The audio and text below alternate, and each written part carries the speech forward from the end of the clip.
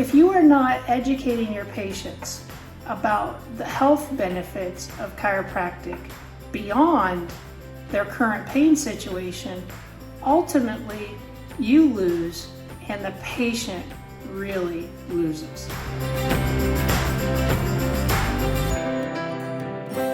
Hello, Dr. Lisa Beighle coming to you today to talk about one of the most efficient ways to maintain your patient flow, to retain patients long-term, but also to build a wellness-based practice.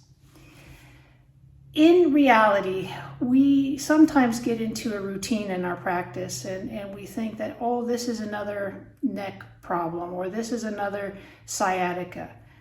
But the average patient thinks about coming into your office for approximately 2 years before they walk through that door. At that point, they've been through the traditional medical system, they've been to multiple doctors, and they have not received help. So we cannot take it lightly when a patient walks through our door. At that point, it is a very serious condition for the patient. The national average of how long a chiropractor keeps a patient is 6 visits. Why is that?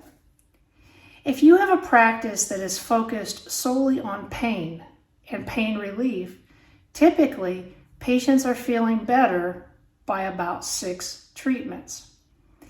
If you are not educating your patients about the health benefits of chiropractic beyond their current pain situation, ultimately you lose and the patient really loses.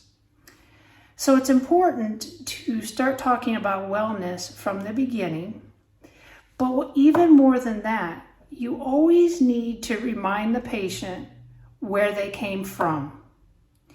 Because isn't it true, once we start feeling better, we do forget how truly bad it was. You know, you have the flu, you think for 24 or 36 hours that you're never going to get better. And then once you start getting better, it's hard to recall in your brain just how bad that 24 to 36 hour window was for you. So say you have a patient that comes in because they're having sciatica and they can't hardly put weight on their leg and they're coming using a cane for assistance, and you do the proper consult exam reports and you go over your recommended care for that patient. About 6 visits into it, they're going to start feeling significantly better. This is where it's important to always remind the patient where they came from. When you see the patient doing better, you can say things like, "Mrs. Jones, do you remember when you walked in here with a cane, hardly able to put weight on your leg? You were not able to play with your children or pick your children up. I am so glad to see that you're doing better. And you know what? We're never going to let you go back to that."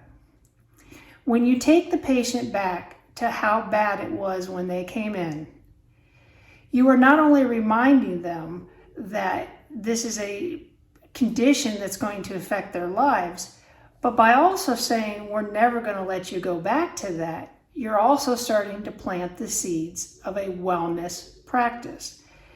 If you don't keep a patient around long enough, you will never be able to see the true health benefits of chiropractic.